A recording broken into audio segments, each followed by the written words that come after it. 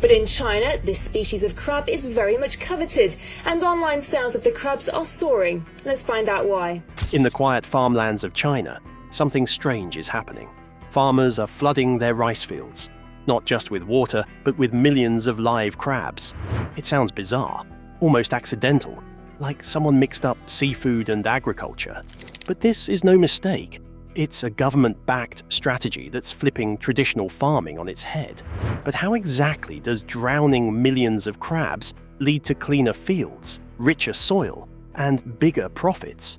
And why is China betting so heavily on this strange new combo? A quiet revolution in farming. When millions of crabs were suddenly released into China's rice fields, it didn't just raise eyebrows, it sent a ripple of confusion across the world. Farmers stood in shock. Scientists took notes. Even the internet wasn't sure if this was a farming breakthrough or a slow-motion disaster. Dumping crustaceans into food crops? It sounded more like a fever dream than a national policy. But then, something strange happened. It worked. And not just worked, in the sense of barely surviving, it thrived. It started subtly. Rice fields, usually silent, glassy mirrors under the sun, began to change. The water wasn't still anymore. Even when there was no breeze, the surface trembled. Ripples darted across and vanished as quickly as they came. At first, farmers ignored it. Just a trick of the light, maybe. But then it kept happening. Again and again. Then the holes started showing up, not in the rice beds themselves, but in the narrow banks between the paddies. Round, clean holes carved through the mud from the inside. Something was clearly digging. Some guessed rats. Others thought maybe turtles or weird fish, but nothing quite matched. Rats don't swim like that. Turtles don't claw through banks. And no fish does construction work on land. It wasn't just one or two holes either. They multiplied fast. Tens, then hundreds. The changes weren't just in the dirt. Insects vanished. The bugs that usually hovered around the rice stalks were suddenly gone. And for rice farmers, that wasn't normal. Bugs are a given. If they're gone, something is eating them. In some fields, rice stalks shot up taller than usual. In others, patches looked flattened, like something large had moved through them. One farmer in Jiangsu province said he once saw tiny claws break through the surface of the water at dawn. Another described how a whole section of his field rippled like a stirred soup pot. He had farmed that land for 50 years. He knew every inch of it, and whatever was happening, it wasn't natural, at least not in the way he understood. People started asking questions, not just in villages, but all the way up to local government offices. Finally, an agricultural department responded. They said the activity was part of a new eco-agricultural practice.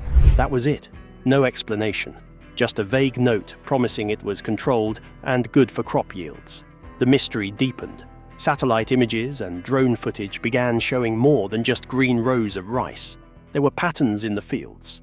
Circles of disturbed silt, cloudy trails, and shapes drifting under the water. This wasn't random wildlife. It was organized and controlled. What China had actually done was bold and completely unexpected. They had launched a massive, deliberate experiment by introducing millions of mitten crabs into rice paddies. The idea was simple but genius. Let the crabs live and feed in the flooded fields during the growing season. The crabs ate pests. They kept the water clean. Their movement aerated the soil, and their waste even added nutrients. The results were impossible to ignore. Crop yields went up, chemical pesticide use went down, and when the rice was harvested, so were the crabs. Sold as a high-value delicacy, it turned one farming cycle into two profitable harvests. Rice and crab growing side by side, helping each other. It wasn't just farming anymore. It was an ecosystem. This wasn't some niche experiment tucked away in a lab. It was happening across provinces. The rice got healthier. The environment healed faster.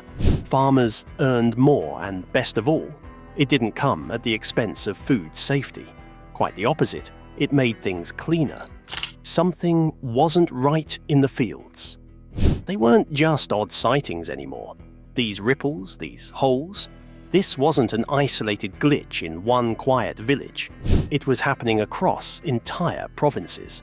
Provinces known for their vast, dependable rice farms were all suddenly facing the same strange signs. Something was moving beneath the water, and it was happening everywhere at once. On the ground, the whispers only grew louder. People started talking about late-night government deliveries, trucks pulling up long after sunset, large plastic containers being unloaded, water sloshing around inside them. Whatever was in those tanks, it was alive and moving. Men in uniform oversaw the process. They didn't speak to the farmers. They didn't explain anything. They just finished the delivery and left. The next morning, the fields changed again. It was no longer a mystery of nature. This was deliberate. Something had been placed into the ecosystem on purpose, but no one would say what. The farmers didn't have answers, only guesses. Some believed it had to be a pest control project, maybe a species introduced to eat the bugs that swarmed the stalks every summer. Others assumed it was about the soil. Maybe these creatures were meant to help break down waste or stir up the mud for better airflow. A few, the ones who got close enough to see, swore they were crabs, but that didn't make sense. Crabs don't belong in rice fields. Crabs need deeper water, salt water, oceans, at the very least, rivers. Not flooded farm beds are barely knee-deep, not in the middle of inland China. It sounded like a joke, like someone had misunderstood what they saw. And yet, the changes kept coming. It was the children who gave the mystery a face. In one small village, a group of kids playing near the paddies started catching strange creatures along the muddy banks. They were fast. They had claws and tough shells. Small, sure, no bigger than a palm, but strong enough to pinch. One boy got hurt badly enough to need stitches. The adults took notice. Farmers began wearing thicker boots. Some avoided parts of their fields altogether. Still, no one from the government had said a word. And yet, it was clear this wasn't some out-of-control infestation. This wasn't nature acting up. This was coordinated. Whatever it was, someone had put it there. At this point, it felt like everyone knew something strange was happening, but no one knew exactly what. There were no official answers, no public explanations, and yet this enormous experiment was playing out in full view, in the very rice fields that feed millions. From the surface, it looked calm, just another farming season. But beneath the water, something else was at work. The same muddy waters that had grown rice for centuries were now part of a bigger plan, a controlled, living experiment on a national scale. Eventually, someone figured it out. The rumors were right. It was crabs, not a few dozen, not a few thousand, millions, quietly released across China's farmland. And even then, the question remained, why? Rice is one of the oldest and most stable crops in human history, but like everything else, it faces modern problems: soil exhaustion, rising pests, and the cost of chemical pesticides. Maybe the answer was never more chemicals. Maybe it was more life or more complexity. The bugs fight back. In China, rice isn't just a crop, it's a foundation. It's in every home, every meal, every region. For over 7,000 years, it's been the country's backbone, feeding dynasties, shaping rituals, and anchoring daily life. In many places, people don't ask how you're doing, they ask if you've eaten. And what they mean is rice. That's how deep it runs. China produces more rice than any country on Earth. Every year, over 200 million tons are harvested. It feeds almost 1.5 billion people, touching nearly every kitchen, from the high-rise apartments of Shanghai to remote mountain villages in Yunnan. The fields stretch far, carved into terraces on hillsides or spread across the wide deltas of the Yangtze. Rice is grown in nearly every province. In total, over 30 million hectares of land are dedicated to this one crop. That's about the size of Italy, entirely for rice. But beneath all that tradition, behind the billions of bowls and the centuries of farming, something is starting to crack. The land is tired. After decades of non-stop planting, season after season with no real break, the soil is wearing out. Farmers have pushed the earth to its limits, and now it's pushing back. Nutrients that once made the land rich are nearly gone. To keep their yields high, farmers load their fields with chemical fertilizers, tons of nitrogen, phosphorus, and potassium. It works at first. The crops grow, the numbers look good, but the long-term effects are harder to ignore. Too much fertilizer runs off into rivers and lakes, polluting water systems and killing aquatic life. Meanwhile, the soil becomes dense and compact, stripped of the living organisms that once made it healthy. It stops behaving like soil and starts feeling more like clay, brittle, heavy, and hard to work with. Rice doesn't grow alone. It brings pests, leafhoppers, stem borers, plant hoppers, armyworms. Left unchecked, they can take out entire harvests. So the obvious solution? Pesticides. And lots of them. Over the years, spraying has become common. In some areas, there's little oversight on what's used or how often. At first, it helped. Then, the insects adapted. Now, the chemicals don't work like they used to. The pests are more resistant. To fight back, farmers use stronger mixes and larger quantities, but the results keep shrinking. It's an arms race. More spraying, fewer results, higher costs. And it's not just the bugs that suffer. These chemicals seep into the water table. They linger in the environment. What's supposed to stay on the plants ends up in the streams, in the ground, and sometimes in the food. It's a cycle that doesn't reward progress. Rural farmers, especially in poorer provinces, aren't seeing gains. They're spending more just to break even. The cost of chemicals goes up and the soil gets worse. The pests get smarter and the pressure never lets up. They're not moving forward. They're trapped, investing more money, more time, more risk, just to hold on to the same outcome. What used to be a stable way of life is now a constant struggle. The fields are getting older. In the middle of all this chemical warfare, it's not just the pests paying the price. Some of these pesticides don't stay on the plants. They drift, they float in the air, settle on skin, and sometimes make their way into the farmer's lungs. The side effects aren't always immediate, but they build up. Rashes that won't heal, coughing that won't stop, and long-term health risks that even scientists are still trying to understand. The very people keeping the system running are being worn down by it. Then there's the water problem. Rice loves water. Traditional paddy farming depends on flooding entire fields for weeks. It helps control weeds and regulates temperature, but it's not free.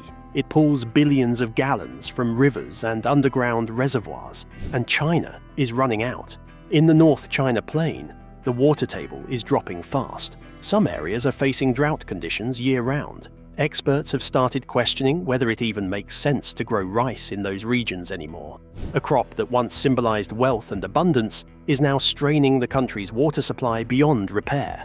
And while the land is wearing out, so are the people working it. China's rural population is aging. Young adults are moving to cities, chasing better jobs, better pay, and better lives. What's left behind are smaller villages, smaller farms, and older hands trying to do the same work with fewer tools and more pressure. In many places, the average farmer is now over 50. They're managing shrinking plots of land with shrinking returns. Every year feels like a little more effort for a little less rice. Add climate change into the mix, and the cycle turns brutal. The weather isn't just hotter, it's unstable. Seasons arrive late or end too early. Droughts show up when rain is needed most. Floods wash away seedlings that were just starting to grow. In southern regions, even typhoons have begun hitting during critical planting periods. Warmer temperatures mean more bugs. More bugs mean more chemicals, and more chemicals bring back the same set of problems: damaged soil, polluted water, rising costs, and exhausted farmers. The loop keeps spinning, a little tighter each year. This is what the big picture looks like. A country that depends on rice is facing a reality where the way it grows that rice can't keep up. The traditional method, flood, spray, harvest, repeat, is no longer working like it used to. Yields in some areas have flatlined. Farmers are spending more just to stay in place. Environmental damage is piling up, and the pressure to keep feeding over 1 billion people hasn't eased. It's only gotten louder. The need for change is no longer just academic. It's urgent. Scientists, policymakers, and local governments are all looking for solutions, real ones that go beyond surface-level fixes. They're exploring new methods that might actually work long-term. Integrated pest management is one approach, using natural predators and smarter crop timing instead of relying on chemicals. Organic fertilizers are being tested to bring life back to the soil. Irrigation systems are being redesigned to waste less water, but there's also a shift toward bigger ideas. What if rice farming could be redesigned entirely? What if fields didn't have to be flooded at all? The challenge is about saving the system that keeps it alive, an invisible network. The shift didn't come with speeches or slogans. There were no big announcements, no major press coverage, just trucks. Not the usual ones hauling fertilizer or pesticides, but something different. These trucks rolled into farming towns early in the morning or after dusk, the kind of timing that didn't invite questions. But farmers noticed. Instead of bags or crates, these trucks carried large plastic tanks filled with water and something moving inside. Not the kind of movement that comes from a road bump or swaying liquid. This was alive, crawling and controlled. Something new was being introduced into the fields, but nobody was saying what. At first, it looked like an experiment. Tanks were dropped off quietly near the flooded rice paddies. Drivers said very little. Some wore local co-op uniforms, others were from state-run agricultural programs. After unloading, they simply drove off. No signs, no instructions. Later, with a few technicians or local officials present, the tanks were opened. Whatever was inside, whether it wriggled, crawled, or swam, was released into the water. No official explanation followed, but word spread. It always does in rural areas. The questions started circulating fast. What are they adding to the rice fields? Some said it was fish. Others guessed snails or frogs bred to eat weeds. No one could be sure, but more of these drops kept happening across different provinces. In some areas, fields were suddenly closed off, marked with temporary signs that said things like "demonstration zone" or "do not disturb." Soon after, farmers started receiving brochures from local agricultural offices. Most of the wording was vague, phrases like ecological synergy and sustainable productivity. But the pictures were more straightforward. They showed simple diagrams, rice growing alongside animals, ducks paddling between the stalks, fish weaving through the flooded beds. In some illustrations, small shelled creatures clung to the muddy bottoms. Farmers didn't need species names to recognize what they saw. Claws meant crayfish, fins meant carp. These weren't alien concepts, they were old ones, pulled from tradition and reintroduced in a new context. Ducks have been used for years to eat pests. Their movement helps churn the mud, which oxygenates the roots. Fish like loaches and carp have coexisted in rice paddies for generations in southern China. But this time, the scale was different. This is where the new concept comes in: symbiotic agriculture. Not as a theory, but as a practice. The shift isn't just about avoiding pesticides. It's about changing how a rice field functions altogether. Instead of treating it like a sterile, controlled production zone, it's treated like a living ecosystem. One where every part, plant, animal, water, and soil, has a role. Instead of spraying chemicals to kill bugs, ducks do the job. Instead of flushing nutrients into the soil artificially, fish waste replenishes it. Everything works together, and the system becomes more self-sustaining. That's the goal. Less input, more balance. The approach isn't just being talked about in meetings. It's being tested, quietly but actively, in real fields by real farmers. And while many of them don't know all the science behind it, they understand the logic. When the soil looks healthier, when fewer chemicals are needed, when pests go down without poison, that's something any farmer can get behind. This isn't a revolution with headlines. It's a quiet evolution, tank by tank, field by field. This wasn't just a quirky science project or a one-time trial run.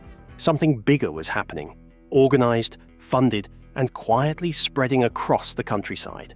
And it wasn't just fish. One farmer remembered being approached by officials from the local agricultural bureau. They offered to enroll his land in what they called an eco-farming trial. The promise was clear: higher yields, fewer pests, less pesticide. He asked what they were adding to his field. The agents didn't give a straight answer. They only said it was part of a government-supported project in symbiotic agriculture, and that with patience, the benefits would show. Another farmer was more direct. He said they dumped crabs into his field without asking. That was it. No permission, no paperwork, just a tank of crustaceans sloshed into the paddy. It didn't take long before farmers realized this wasn't some small experiment. Agricultural universities, government agencies, and rural cooperatives were all involved. Meetings were being held, brochures circulated, and trucks kept coming. The phrase green agriculture had started showing up more and more in official speeches. The message was clear that China wanted to cut chemical use and restore the natural balance in its farmlands. But for the farmers, none of this felt abstract. They could literally see it. Something was crawling through their fields, chewing weeds, hunting insects, digging into the muddy banks. The science was wrapped in slogans, but the experience was muddy, wet, and alive. Not everyone was on board. At first, the animals felt foreign, invasive. These were not traditional farming companions. Some people were uneasy seeing the crabs or snails disappear under the water, not knowing if they'd damage the crops or simply vanish. But then, slowly, things changed. One man said that for the first time in years, his rice stalks weren't shredded by plant hoppers. Another noticed there hadn't been any algae bloom since the animals arrived. A woman described how her irrigation water smelled cleaner, less like swamp, more like fresh river water. The results were impossible to ignore. The rice seemed healthier. The water looked clearer. People who had been unsure started paying closer attention. Even as the program expanded, skepticism remained. Some worried the animals would escape and become invasive. Others feared crop contamination or weird diseases. Many simply didn't like being left in the dark. If the program was so effective, why wouldn't anyone explain exactly what it was? Why were the brochures so vague, the officials so quiet? One older farmer asked a simple question.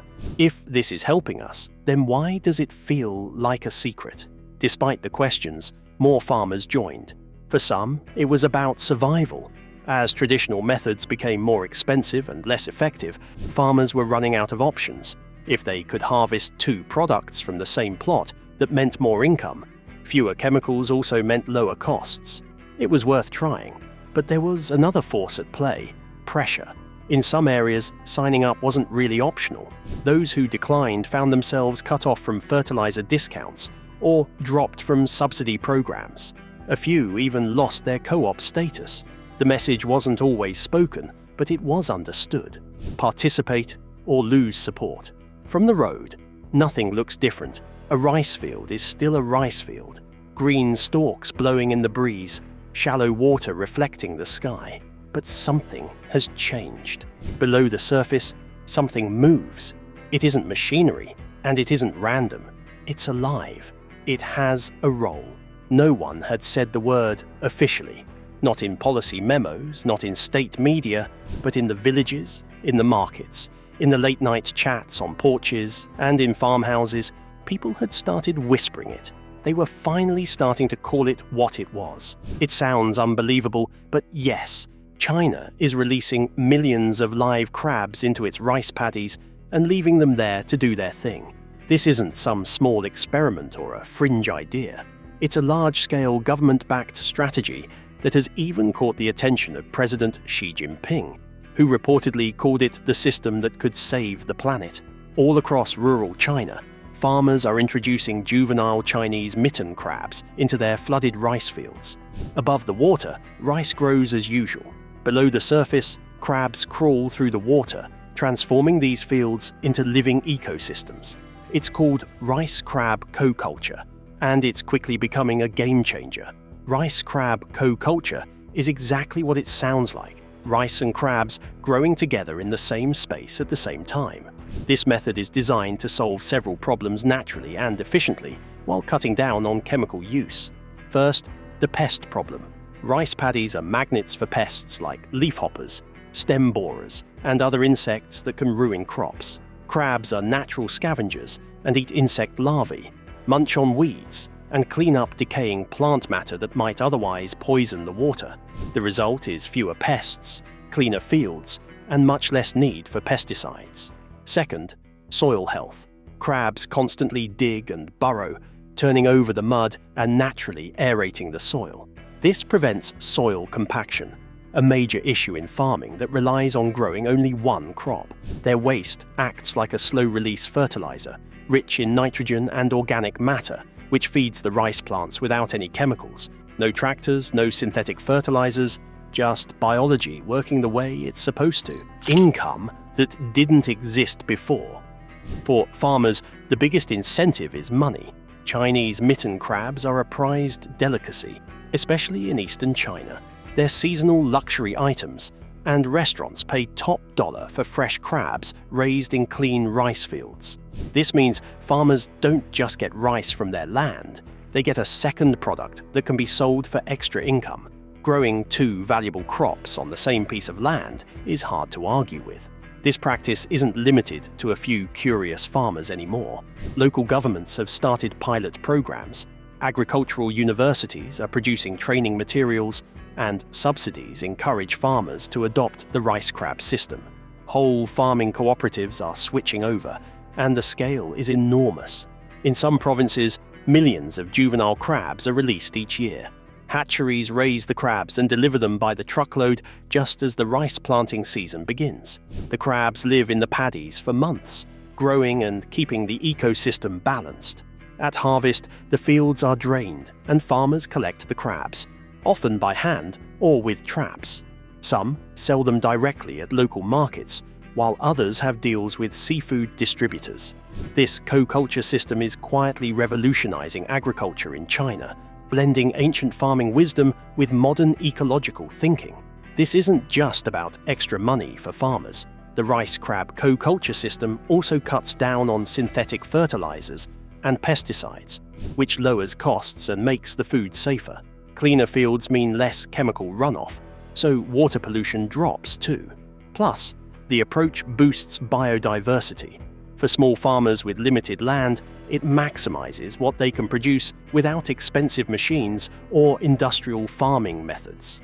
Of course, it's not perfect. Crabs can escape, and predators like birds sometimes catch them.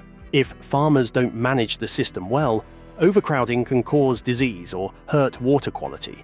But when done right, these risks are manageable. Usually, the benefits far outweigh the problems. What's surprising is how quietly this change is happening. There are no flashy ads or big announcements. Instead, the system is spreading slowly from one field to the next, village by village. Still, the trend is clear. Rice farming in China is changing, and it's happening with claws. This shift didn't come from high-tech gadgets or foreign imports. It came from nature itself, repurposed and put to work. The same crabs that once scuttled along riverbanks are now seen as allies in agriculture. To outsiders, it might seem strange or chaotic, but the reasoning is simple. Modern rice farming faces big challenges: worn-out soil, rising costs, and heavy chemical use. China had to find a new way forward, and that way looks a lot like going back to basics, letting nature do its job and keeping the farm as a living ecosystem instead of a factory. This isn't about apps, drones, or AI. It's a mindset shift. Farmers are learning to work with biodiversity, not fight it. They are building stronger, more resilient farms by making them complex, balanced systems. This idea isn't limited to China anymore. Countries like Vietnam, Thailand, and parts of Africa are trying their own versions of integrated farming. Some use fish, others use ducks. The principle stays the same. Work with nature, not against it. Farming this way doesn't need fancy technology, just knowledge, good planning, and patience. Not every place can add crabs to their paddies. Some don't have enough water or the right climate or a market for crab. Managing these systems isn't easy. It takes skill. Done poorly, it can cause disease or waste resources. Still, it's not a magic fix. It's a model showing that farming can be both productive and good for the land. It doesn't wear out the soil. It restores it. It helps farmers make money without depending on chemicals and debt. The crabs grab attention, but the bigger story is how farming might change worldwide. As climate change puts pressure on food systems, more countries will need to rethink how they grow crops. When they do, they may stop being skeptical about China's rice fields. Instead, they might pay attention because of the results. It's easy to dismiss this as odd or fringe, but history shows that the future often looks weird before it looks normal. In a world where climate disasters, rising costs, and collapsing soil health are becoming the new normal, China quietly did something no one expected. They flooded rice fields, but with crabs. Just a simple shift that's turning heads around the world. This isn't about turning every rice paddy into a crab sanctuary. It's about a bigger idea, that sustainable farming doesn't need to be high-tech to be revolutionary. Maybe the future of food isn't built in labs or run by robots. Maybe it starts in muddy fields, with creatures that once seemed irrelevant, now playing a starring role. So, what do you think? Is this nature's quiet comeback, or just a strange detour on the road to modern farming? Let us know your thoughts.